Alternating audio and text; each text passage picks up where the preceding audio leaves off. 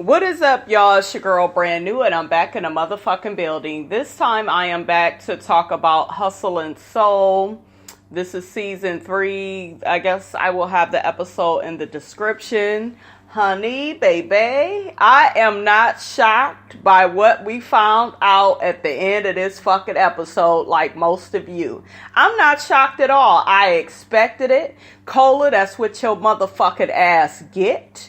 But we will get to it, honey. We got to get to the rest of these fools.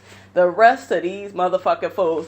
This episode gave me a little bit more than what the other one gave. I struggled with that last recap because, I don't know, I was just a bit annoyed with the show. But, you know, it's a shit show.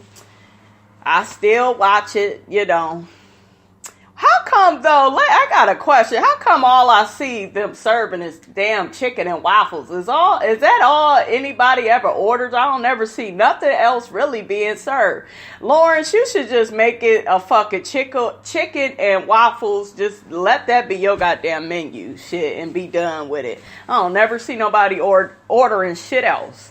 But anyways, let's get to the show. It starts out with Thandi and Lawrence. They have a little meeting.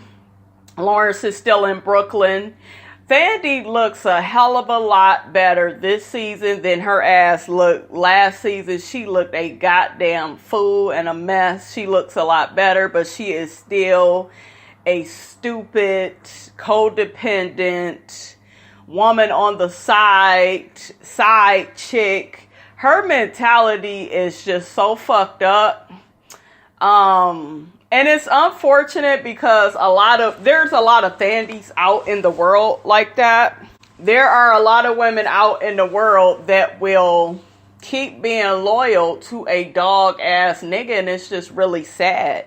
You know, you begin to look at it like, damn, does this bitch have daddy issues? What is the problem? If this man is clearly, he done moved to Miami with this lady, they got a child together or two. He basically chose her over you. He don't want your ass. So why wouldn't you just let it go? You could run his restaurant or whatever. I don't even think y'all should be in business together. I think this whole storyline is really just for the show. It keeps the show going. Because I can't imagine this shit really playing out in real life. I'm Anna, and then Lawrence is my man, and yeah, he got his side chick running his other restaurant. This shit could never go for me in real life. I would never participate in no bullshit like this, but it is what it is. But yeah, Thandi, you are just sick. And then what pisses me off with Thandi, you all, she keep on saying, well, he just didn't have to do me like that, and he just did me so wrong. It's kind of similar to Tierra from Love and Hip Hop Atlanta, and how she said how Scrap be lying to her and Scrap do this and Scrap do that. He broke her heart. Okay, if somebody can break your heart once, okay, I'll give you that. But after that, it's a motherfucking choice. And you are making a choice to let them break your heart, okay? You are letting them treat you any kind of fucking way. Y'all saw how Tierra from Love and Hip Hop Atlanta was coming on to Scrap, and he didn't tell her he whipped Moniece and she insulted Moniece. It's like, bitch, the man don't want you, okay? If a man wants you, ladies, it will just be you. You won't hear about other bitches, okay? Let's just make that announcement right now. But yeah, with Thandi, it's like, this bitch is just stupid. She's an idiot. And Lawrence, you sitting up here, you feel bad and you feel guilty and, oh, I love two women and, you know, Thandi goes hard for me and, you know, even if people tell her to leave me or leave the restaurant, she's loyal, she's ride or die, she's not going nowhere. And he is just so narcissistic. He is so full of himself. You know, and this is what I be telling y'all, you know, people can be like a really good chef, or they could have like a really good talent, and they could have fucked up character. And I personally will not fuck with them. And a lot of women, they deal with these type of men because it's like, oh, it's money, it's opportunity. I'm just not doing that. I need for you to honor me through your behavior. I don't give a fuck about the money, the food, and the restaurant. Honor me, be faithful to me. Don't be sitting up here talking to your goddamn side chick. Don't be offering to take the bitch to dinner. That's what he did in this episode. Offered to take the bitch to dinner. Well, we still need to talk. What the fuck you need to keep talking to this bitch for? It's over. You choosing another bitch over her, and let's be done. And her dumb ass is smiling about, well, I guess we will go to dinner, you know. It's still a small hope inside. Like, your self-esteem, sweetie, is low. You need to go find that motherfucker. You need to go and have surgery and see if they can locate your goddamn self-esteem. Because right now it shows you have none. You have zero. You have zilch. And Lawrence, you need to sit your $5 ass down before I make change. Looking like a broke ass black cowboy. You just look a fool. You know, it's just stupid. And then he hugs her and she gets up to walk away. And she's sitting up here, no, he says to her, still got a fat ass. Come on now, nigga. You supposed to be getting married. You don't need to be hugging her. You don't need to be telling her she got a fat ass. You like, what? Come on. What are we doing? Well, that ass is still mine. That lets us know soon as he get the next chance, he gonna try to hit it again. And that's what's gonna happen with that. And Anna, you's a goddamn fool if you stay with this man. Seriously. So they show Anna and the twins at the restaurant, and Anna is basically doing her normal, bossing the twins around. She got an attitude, you know, they clowning and shit because LP is gone. They show the Anika girl shaking her ass. Girl, you's a hot ass mess too. Then they show Lawrence, he's at the barber shop talking about how he feel like he's in this love triangle still, and he need to get a prenup, and he needs to protect his assets, and it's just like, it's just a train fucking wreck. It's a train wreck, you guys. I don't know why you would try to even, I just feel like at this point, I feel like Anna only would want to be with him and get married because, you know, at the end of the day, yeah, she may love him, but if she gets divorced from him, then she's going to be able to collect a coin. Period. She's going to be able to get alimony, child support. She's going to have his assets, his home. She's going to probably have a percentage of the restaurant. So it's just like at this point, why are you even getting married? And you know you're going to fuck the marriage up, Lawrence. And you know, like, I don't even see why you like getting married. You know you ain't even going to be faithful. Period. Y'all, I can't even go scene by scene with this shit. I can't do it, but let's get to Cola talking to Nicki and the twins about Jon Jon. She let them know that Jon Jon is seeing somebody else. She's feeling a type of way, you know, because they got this open relationship. And, you know, he basically has the freedom to get to know somebody else. But you should have closed this shit a long time, Cola. And I'm sick of talking to your dirty, dingy, dusty ass. I'm sick of hearing your ass on this screen talk about Jon Jon's ass. Who cares about him? You know, like, why? What's the purpose of being in a fucking open relationship? Those two words don't even go together. Open and relationship.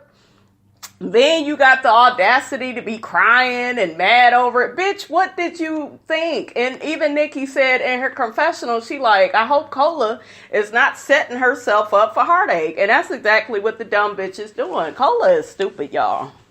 Next, we got this scene with Anna and Lawrence. And they basically talk about his trip to Brooklyn and what he talked to Thandi about. And Lawrence is not really telling Anna everything. And, you know, he's complimenting her and kissing her, but, you know, she's still, you can kind of feel like Anna still feel a certain type of way about Lawrence being in Brooklyn. I think it's probably going through her head, like, did he sleep with her? Like, what is going on with this? You know, I don't really trust him.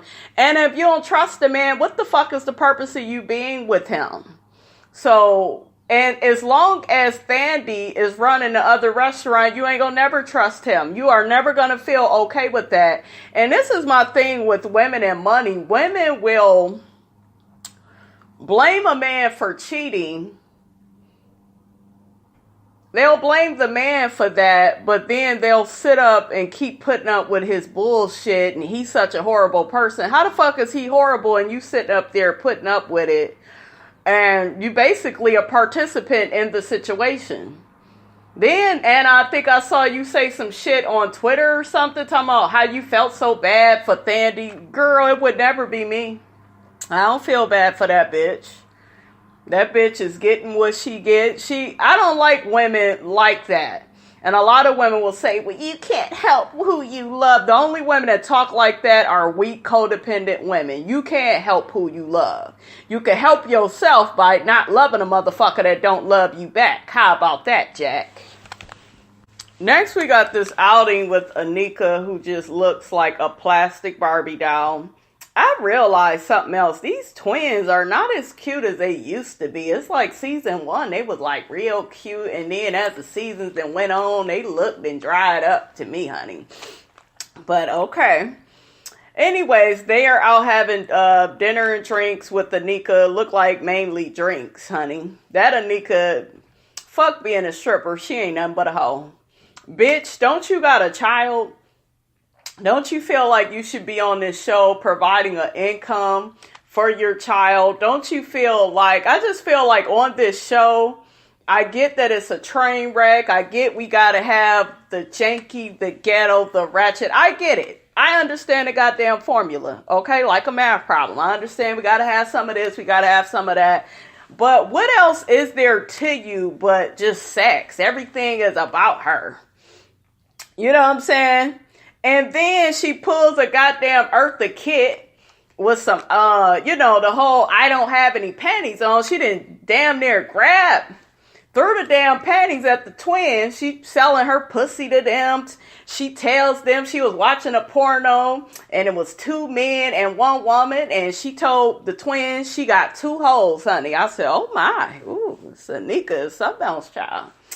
And they looking at her all crazy because they just feel like, damn, we ain't even got to work for the pussy. You just throwing it at us. And she just looks slutty, dingy, dirty, dusty. She just, girl, you looking a fool. You have a child, okay? You are somebody's mom. I hope Anika is not your real name. You need to be on a show like this with an alias, honey, okay? Next, we see my girl, Nicki. She lets us know that she does some music on the side, honey. She's a big, pretty girl, honey. I see you, Nicki, honey. I like Nicki. Nicki, she's kind of got a little bit of trouble in the law, Well, I should say with the law. She says she been in and out of court for fucking up a family member. I understand all of that, I can see how shit, can get like that, You know how family can be. I put their ass in check. But for the most part, she seems like a fun, cool girl. And I'm happy that she has another hustle. Besides, like, the rest of these chicks on here acting like a hoe, i.e. Anika. So. But that was all that happened with Nicki. And then we get LP. He's sitting up here talking to this, I believe she's an attorney or something, about him getting a prenup. She's just letting him know, like, nigga, you ain't gonna have no money unless you get this prenup, because you gonna have to pay this girl all your coins, honey. And I could see his dumbass. LP, he is a great chef, but he's a stupid businessman. He just looked like he ain't gonna end up getting his prenup. I hope he do get it. You need to protect yourself. Well, shit, at this point, Anna may feel like she's entitled to the money. You didn't broke her heart. But shit, Anna, I can't really fully have your back. Because like I just said, after one time, that nigga didn't break your heart. You participated in letting that motherfucker break your heart. So that's just how I feel about that. But nigga, I think you should get that prenup. They have a scene where they showing Lawrence yelling at staff, motherfuckers giving out the wrong orders. This is fresh off of him seeing the attorney about the prenup. He's nervous. He could lose everything. So his mind and shit ain't right. They show him smoking a cigar, drinking his water. The twins come out, and basically the twins let him know that Anika, honey, is throwing them panties at them. Okay, she throwing the drugs. And Lawrence is just like, oh my God, I don't want y'all fucking around with the help. Because remember when I did that, you know, it wasn't a good look and it was fucked up. Nigga, you still go end up fucking Thandi. I don't even know why you telling them what they shouldn't do. You go do you anyway. So, Kwame Kilpatrick, motherfucker. Y'all remember the Kwame situation? Let a nigga in office. You give a nigga a little bit of power and they gotta fuck it up by having all these women and shit on the side, honey. You niggas ain't shit. One thing that irritated me is Lawrence and Anna and their approach with Anika. Because Anna had a part in this episode where she saw Anika just twerking and, you know, Anna, you told that girl to do that type of stuff. Now you sitting up here trying to be a goddamn mentor to her. So you need to pick and choose what part you go play in her life. Because one minute you can't teach somebody how to be a hoe and then correct them when they do hoish activities. Then with this whole thing with her trying to fuck the twins and throwing her pussy at them, you got both Anna and Lawrence, well, we need to help her. You can't help these hoes. A hoe is gonna be a hoe, honey. Okay? Well, she got a rough past and she got this. And listen, if a bitch wanna change, she will. And her child should be enough for her to fucking change. So I just think the girl is loose, honey. Loose like a goose. Next, we get this scene with LP and his mom. I like LP's mom. She seems pretty logical and reasonable, but to me, where she missed the mark at is when she got to doing all this God talk that I'm not here for. And I know some of y'all gonna be like, well, God is, you know, it's always good to talk about God and bring God into it. Yes and no. He specifically asks you, does he need to get a prenup? And I feel as his mother, you should just tell him flat out, yes or no. And you should just say, yes, nigga, what is we even thinking about? You need to protect your money, your assets, your real estate. You need to protect yourself. He all worried about how Anna's go see it. What she go think about it? You know, if you work really hard to get to a certain place, you know, you need to protect your money. You don't want to be in a situation where you had the chance to protect your money and you didn't. And I didn't like all the, well, God will lead you in the right direction. Count on God. Just pray to God. Like, listen, you gotta take action. Okay? It's only so much God can do. So, Lawrence, can you hear me? Can you hear me, baby? You need to get a prenup, nigga. I'm gonna tell you what your mammy didn't tell you. Get a prenup, stop crying and whining, make this only a chicken and waffles restaurant, and stop wasting our goddamn time. Okay? And that's what I got to say on that. The last scene is the last scene. We got Cola, and we got that punk ass Jon Jon. And, oh, the previews look like they gonna be good. See, now the show, it look like it's heating up. Because at first, it was a bit dry for you, girl. It was a little too dry for me. But, yeah, we got Cola and punk-ass Jon Jon. And like I said, y'all, I'm just very sick of them. I saw something on the internet, and I'm sure you all seen it, too, where Cola and Jon Jon was getting into it with Anna and LP, and even my girl Sana had jumped in, and she had said that Anna didn't really fire her. It was a fake scene for the show, and she quit the show, and you know, she's doing this other stuff. Y'all make sure y'all follow my girl Sana on Instagram. I know it's Sana, but I don't know like her last name, but if you like Sana, follow that girl. I like Sana. I thought she was beautiful, articulate.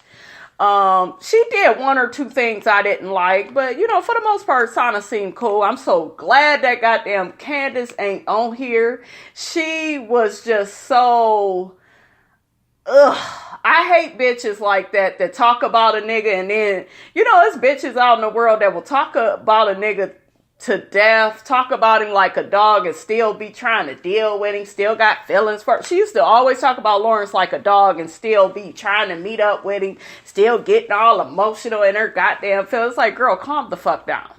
But anyways, look at me, I done went off on a tangent. But back to these stupid open relationship motherfuckers. See, this is why, Cola, your fucking relationship shouldn't be open because of fuck shit like this. But I don't feel sorry for you, honey. I was quite entertained when Jon Jon told Cola, you know, I know you kind of bothered about us being in this open relationship.